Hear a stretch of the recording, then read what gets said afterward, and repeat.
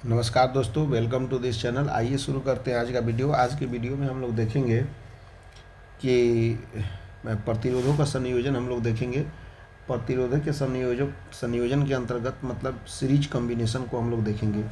इसके अंतर्गत जो सबसे पहले इसमें समझने वाली बात क्या होती है कि यहाँ पे हमारा धारा जो होता है वह कैसा होता है। धारा जो होता है वो नियत होता है और साथ साथ में विभव जो होता है वो क्या होता है, परिवर्तित होता है। ये दो हमारा कंडीशंस है किसके लिए, तो श्रेणी क्रम संयोजन के लिए। यहाँ पे धारा नियत होगा और विभव क्या होगा, परिवर्तनशील होगा, यानी कि परिवर्तित करेगा, परिवर्तन होगा।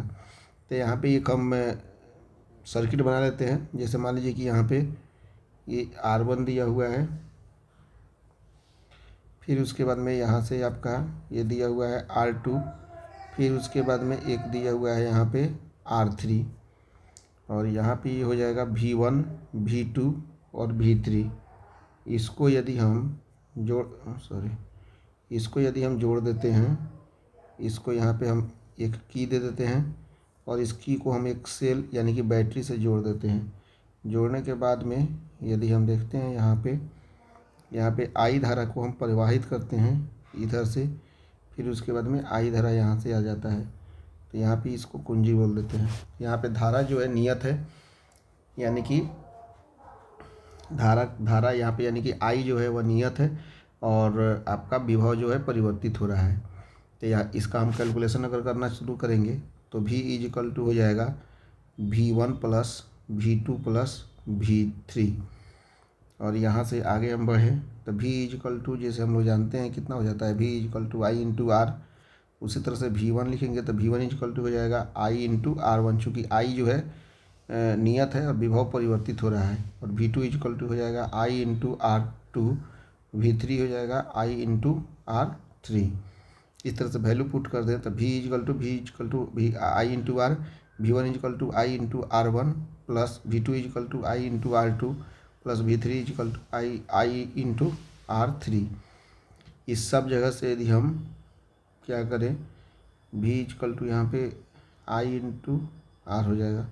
सब जगह से यदि हम R दिया हुआ है, I कॉमन कर लें तो R1 plus R2 plus R3 हो जाएगा, जिससे I से I कट जाएगा और यहाँ पे रिजल्टेंट R जो हो जाएगा मतलब R इजिकल टू हो जाएगा R1 plus R2 plus R3। ये रेजिस्टेंस है, R मतलब रेजिस्टेंस। यह हमारा श्रेणी क्रम संयोजन का रिजल्ट हो गया, R is equal to R1 plus R2 plus R3। अब इसके बाद में हम लोग नेक्स्ट देख लेते हैं। अब हम शुरू करते हैं हम लोग पैरेलल कॉम्बिनेशन यानी कि समानांतर क्रम संयोजन, या इसी को हम लोग बोलते हैं पार्श्व क्रम संयोजन, पैरेलल कॉम्बिनेशन। तो यहाँ पे जो होता है सबसे पहले यहाँ पे याद करने वाली चीज़ क्या है कि यहाँ पे विभव जो होता है हमेशा नियत होता है और इसका धारा जो होता है वह क्या होता है, वह परिवर्तित रहता है। धारा जो रहता है वह परिवर्तित रहता है। विभव हमेशा नियत रहता है और धारा जो होता है वह हमेशा परिवर्तित रहता है। यहाँ पे हम एक सर्किट डायग्राम बना लेते हैं। यहाँ से जैसे मान लीजिए कि I धारा जो है 3 भागों में बांट जा रहा है, I1, फिर हो जाएगा I2 और फिर यहाँ से हो जाएगा आपका I3। ये आ जा रहा है आपका I3, ये I1, I2 और I3। यहाँ से आपका रेजिस्टेंस दिया हुआ है, रेजिस्टेंस हो जाएगा R1, R2 और यहाँ से हो जाएगा R3। ये सब एक पॉइंट पे मिल जाएंगे और यहाँ से हम सर्किट को कंप्लीट मान लीजिए कि कर रहे हैं। जैसे ही सर्किट को कंप्लीट करेंगे तो यहाँ पे एक की दे देंगे। की देने के बाद में यहाँ पे हम एक सेल दे देंगे और सेल को जाके यहाँ पे हम लोग मिला देंगे। सपोज कीजिए ये हो गया हमारा R1, ये हो गया R2, ये हो गया R3 और इस तरह से ये हमारा ई मान सकते हैं इसको। यहाँ से I1, I2, I3 है ही हमारा जो करंट का जो प्रवाह जो हो रहा है इसी डायरेक्शन में हो रहा है, और यहाँ से लेकर यहाँ तक विभव जो कि नियत है तो इस सर्किट में टोटल विभव भी हो जाएगा। तो यहाँ से यदि हम कैलकुलेट तो लिख सकते हैं I इजिकल टू बेसिकली हो जाएगा I1 plus I2 plus I3, और यहाँ से वैल्यू पुट करना चाहें I इजिकल टू हो जाएगा V बाई R। I1 का पुट करना चाहें तो हो जाएगा V बाई R1, I2 का पुट करना चाहें तो हो जाएगा V/R2।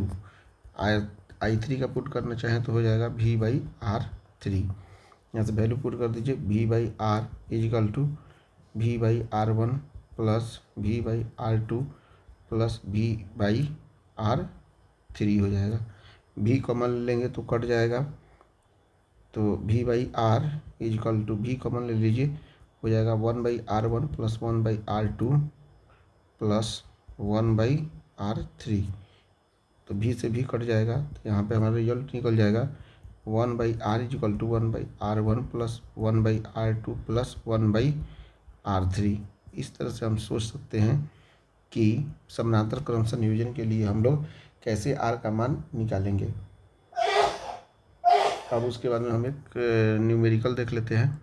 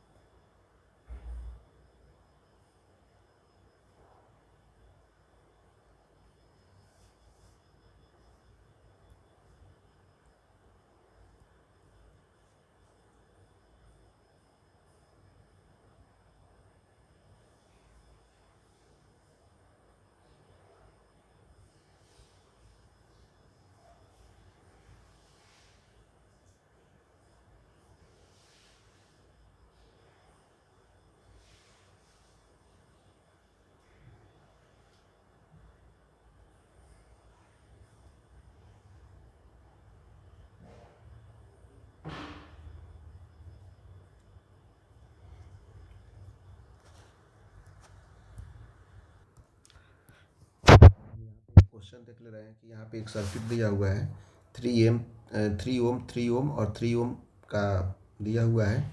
तो यहाँ पे ए है और ये आपका बी टर्मिनल है। तो यहाँ से आपको निकालना है कि ये इसका तुल्य प्रतिरोध कितना होगा। तो देखते हैं, मान लीजिए कि यहाँ से हमारा करंट पास करना चालू हुआ, तो एक ये ऐसे और ऐसे जाएगा, लेकिन फिर उसके बाद में ऐसे आएगा, ऐसे आएगा, फिर उसके बाद में ऐसे जाना चाहेगा, ऐसे जाएगा, और ये वाला यहाँ से आकर इस तरह से जाएगा। तो देखा जाए यहाँ पे करंट का डिस्ट्रीब्यूशन अलग अलग भागों में बढ़ जा रहा है, तो जिसके कारण हम समझ सकते हैं कि यहाँ पे आई यानी कि करंट का मान नियत नहीं है, ये परिवर्तित हो रहा है। और यहाँ पे विभव का मान नियत है, चूँकि ए टर्मिनल से बी टर्मिनल की बात हो रही है। तो यहाँ पे हम कह सकते हैं कि ये किस क्रम में है, तो ये है समानांतर क्रम में है। ये क्या है, ये कौन से क्रम में है, समानांतर क्रम में है। तो समानांतर क्रम में होने के कारण हम फॉर्मूले जानते हैं, 1/R is equal to 1/R1 plus 1/R2 plus 1/R3। और यहाँ से हम वैल्यू पुट कर देंगे, 1/R is equal to 1/3 plus 1/3 plus 1/3। और यहाँ से हम 3 LCM ले लेंगे, 1 + 1 + 1 इजिकल टू हो जाएगा 3/3, और 3 से 3 कट जाएगा तो हो जाएगा 1, यानी कि R तुल्य प्रतिरोध इजिकल टू हो जाएगा R इजिकल टू 1 ओम हो जाएगा आंसर। अब हम नेक्स्ट पॉइंट को देखते हैं। अब हम यहाँ पे नेक्स्ट कॉन्सेप्ट पढ़ना शुरू करते हैं, किरचॉफ्स का नियम को। किरचॉफ्स का नियम दो होते हैं, प्रथम नियम और द्वितीय नियम। प्रथम नियम को ही हम लोग संधि का भी नियम कहते हैं, फर्स्ट लॉ या जंक्शन रूल।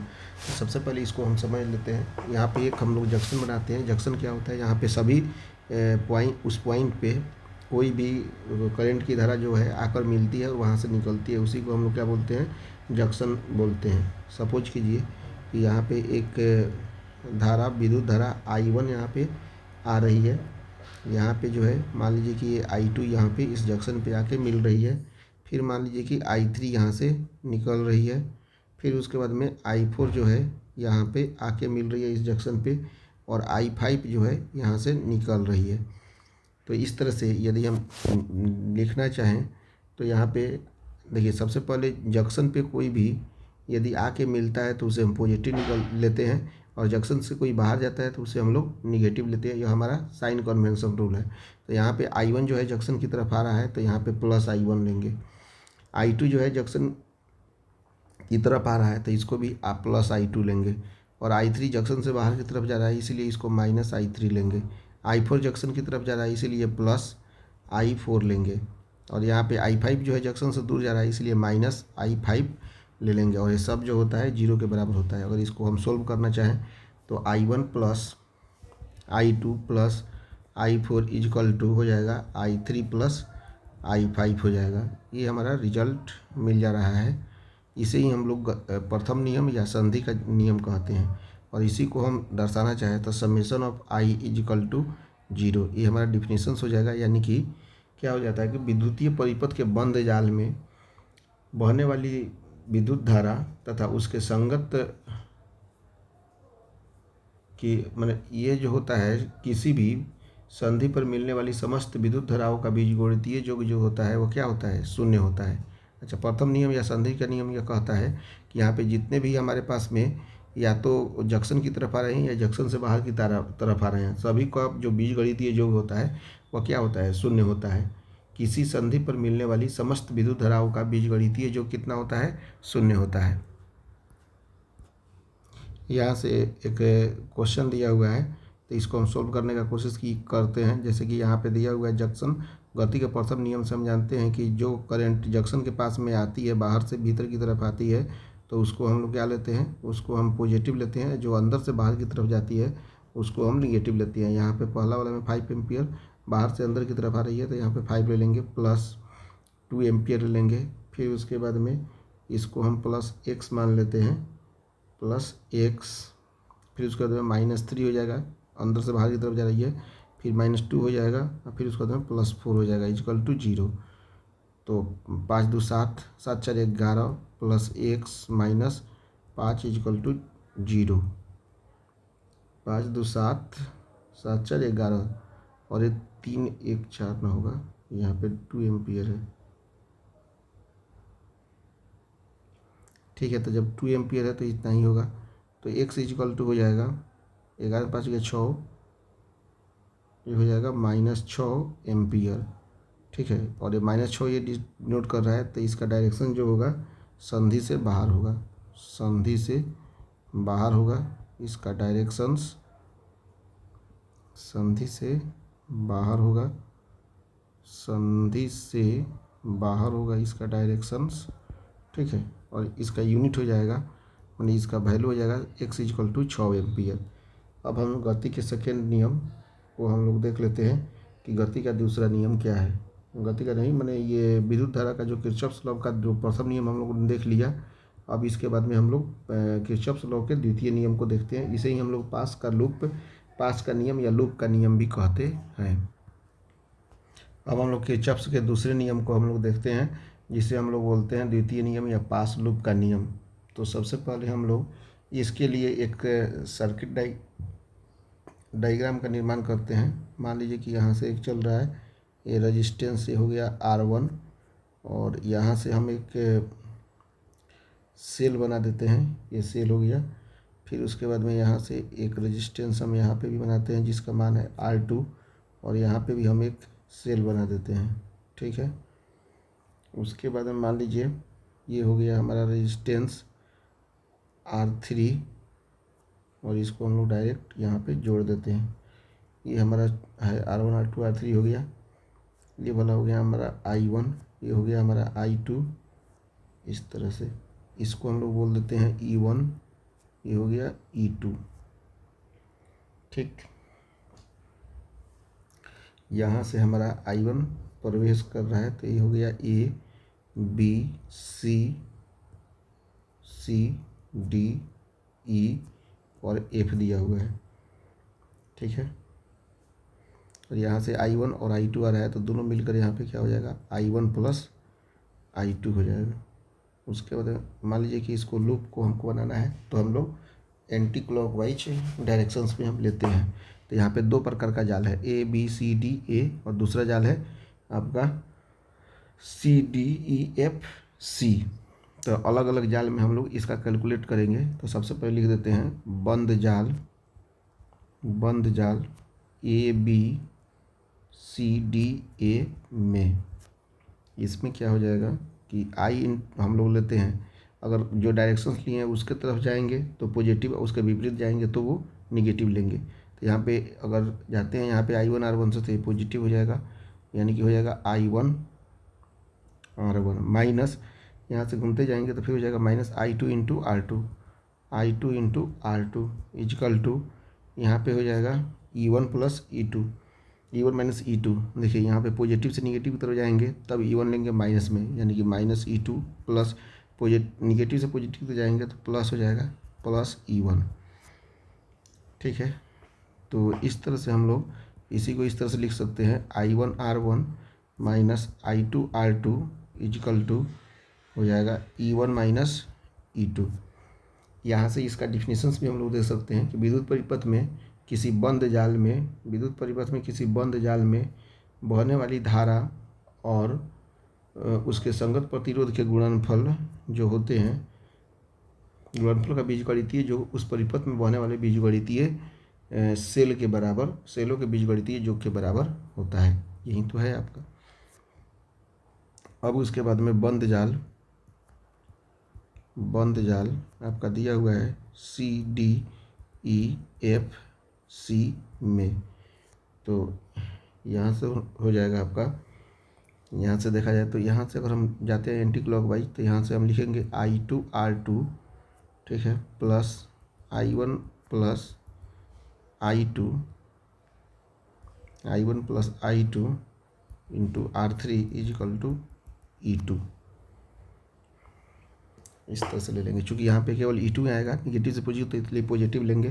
तो यह हमारा बंद जाल के लिए हो गया, और इसी के आधार पर हमको बंद जाल और क्या बोलते हैं बंद जाल के लिए हमको आना चाहिए यहाँ पे सर्किट डायग्राम को सोल्व करना, और इसी के आधार पर हम अपने आगे क्लास को संचालित करेंगे। Thank you very much video देखने के लिए।